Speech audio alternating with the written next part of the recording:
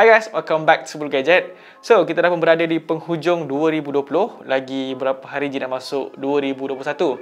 Dan pada tahun ni memang banyaklah phone bajet yang ada dekat pasaran.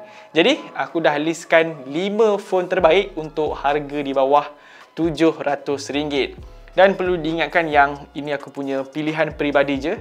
Tak ada kena-mengena dengan mana-mana pihak pun. And in case korang punya phone yang korang tengah guna sekarang ni tak ada dalam list ni, jangan pula rasa kecewa ataupun rasa rugi.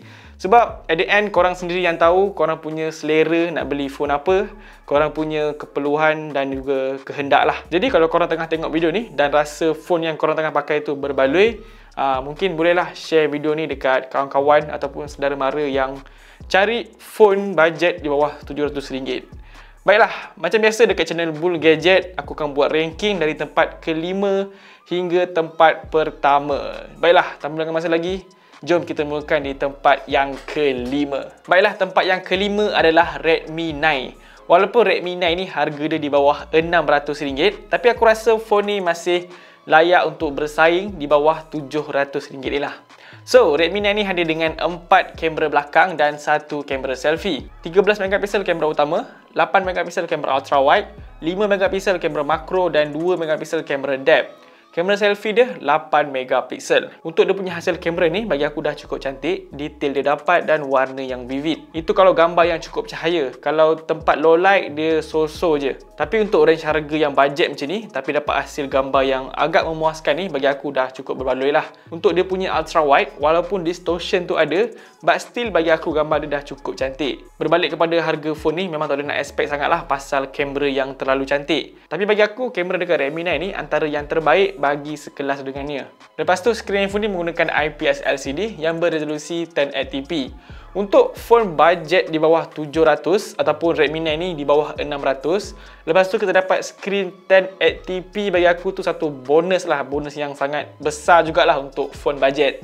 Sebab kalau korang tengok kebanyakan phone-phone bajet ni, diorang bagi skrin yang resolusi yang rendah lah, macam 720p.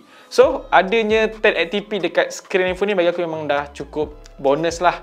Sebab dia punya detail tu lebih cantik, lebih tajam berbanding dengan skrin yang resolusi 720p. Untuk spesifikasi engine dia pula, dia menggunakan chipset MediaTek Helio G80, RAM 4GB, internal storage 64GB. Untuk dia punya performance ni dah cukup bagus. Setakat nak buat kerja seharian macam buka Facebook, Instagram, multitasking, browsing, scrolling semua tu, memang takkan masalah lah, semuanya terasa lancar je.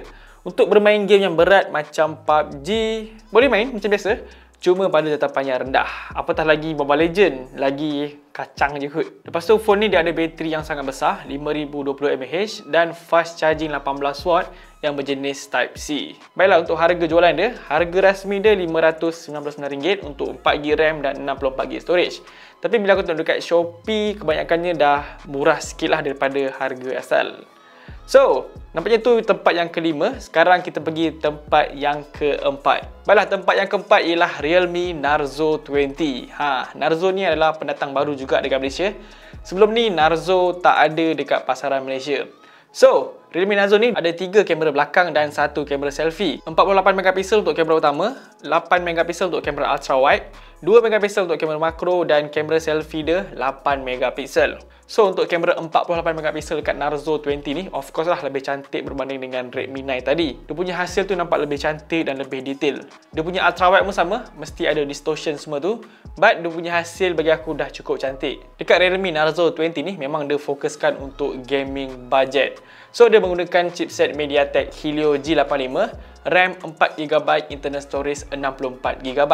Macam aku cakap tadi, dia fokuskan untuk gaming. Dan untuk gaming kat phone ni not bad, boleh layan PUBG dengan bagus. Aku ada buat gaming test dekat handphone ni, boleh check je dekat video sebelum-sebelum ni. Nak main game memang tak ada masalah, apatah lagi sekadar kegunaan seharian. Bateri dekat handphone ni memang besar kedabak, 6000mAh, dan dia ada fast charging 18W yang berjenis Type-C. Baiklah, untuk dia punya skrin pula, dia menggunakan IPS LCD, cuma resolusi dia agak rendah, 720p. Baiklah, untuk harga jualan dia, ianya dijual dengan tanda harga RM699.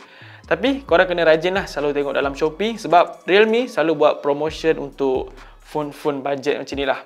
Pernah sekali aku tengok dia dijual Realme Narzo ni dengan harga RM549 sahaja. Tempat yang ketiga ialah Oppo A53. Oppo A53 ni dia punya skrin ni mewah sikit. Dia punya skrin tu menggunakan punch hole display. Kira skrin dia design 2020 lah. Lepas tu skrin dia mempunyai 90Hz refresh rate. So untuk skrin 90Hz refresh rate ni satu bonus lah untuk phone budget di bawah RM700. Cuma dia punya resolusi skrin ni agak rendah, 720p. Chipset dia menggunakan Snapdragon 460, RAM 6GB, internal storage 64GB. Jadi performance dia memang cukup padu. Untuk multitasking dan browsing memang akan terasa lancar je. Tambahan pula, skrin phone ni mempunyai 90Hz refresh rate. So untuk buat kerja harian memang akan terasa smooth dan laju gila. Dia ada 3 kamera belakang dan 1 kamera selfie. Kamera dia agak songsang sikit. Kamera utama dia 13MP, tapi kamera selfie dia 16MP. Untuk hasil dia dah cukup cantik, cuma dia tiada kamera ultra wide.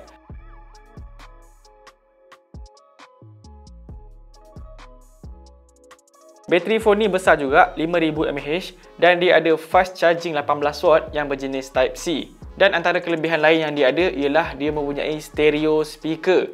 So untuk phone yang di bawah RM700 kita dapat 90Hz refresh rate dan stereo speaker memang berbaloi lah.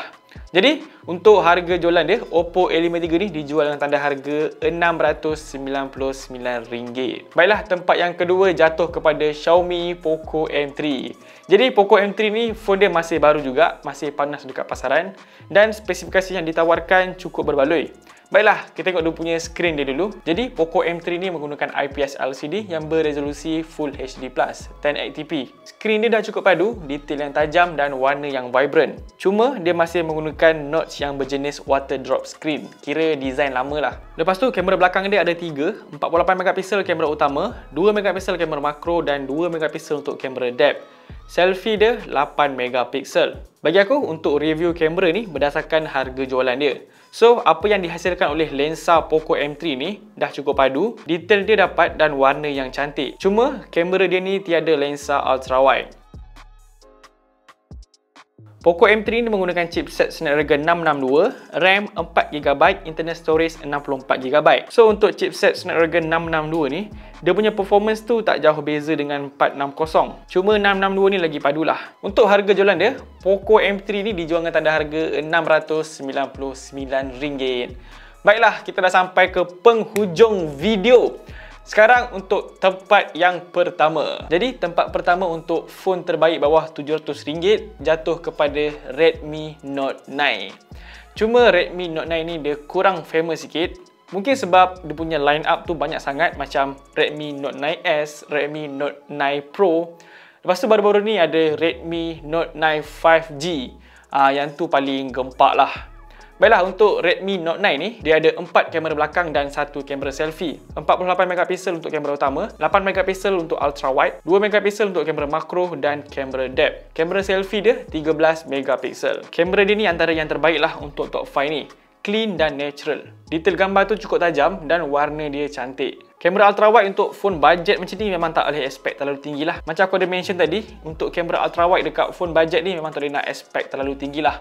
Dia punya distortion tu confirm ada. Tapi dengan budget macam ni, memang cantik gila lah dia punya kamera. Lepas tu dia punya chipset ni menggunakan MediaTek Helio G85, RAM 3 atau 4GB dan internal storage 64 atau 128GB. Untuk dia punya performance ni, sudah pasti Helio G85 ni lebih berkuasa daripada Snapdragon 460 dan Snapdragon 662. Setakat nak main game yang berat seperti PUBG, Genshin Impact memang tak ada masalah. Semuanya boleh bermain dengan lancar. Dan kalau nak beli phone ni, aku recommend untuk pilih RAM yang paling besar lah, 4GB. Skrin dia ni mempunyai resolution yang tinggi, 1080p. So detail dekat skrin ni memang tajam lah dan warna dia vibrant. Kalau kita perasan, memang susah lah nak dapatkan skrin yang beresolusi tinggi pada harga budget macam ni. Lepas tu skrin dekat Redmi Note 9 ni dia mempunyai punch hole display. Jadi dia punya skrin ni nampak tajam, lepas tu nampak cantik lah sebab dia menggunakan punch hole display. Bateri dia ni kedabak juga, 5020mAh dan fast charging 18W yang berjenis Type-C. Dan dia juga menyokong reverse charging 9W. So bolehlah korang jadikan phone ni sebagai power bank untuk charge gadget yang lain lah, seperti smartwatch ataupun earphone. Ataupun korang boleh share dekat member yang gunakan phone mahal tu, yang bateri dia cepat habis. Baiklah, nampaknya itu saja 5 phone terbaik untuk harga di bawah RM700 pada tahun 2020. Macam aku cakap tadi, ini adalah pilihan peribadi. Dan kalau korang rasa nak share 5 phone terbaik bawah RM700 versi korang sendiri. Boleh share kat komen, aku pun nak tahu juga. So guys, macam biasa jangan lupa untuk tinggalkan like dan juga subscribe channel Bulu Gadget. Kita jumpa lagi di next video. Assalamualaikum dan bye-bye. Peace.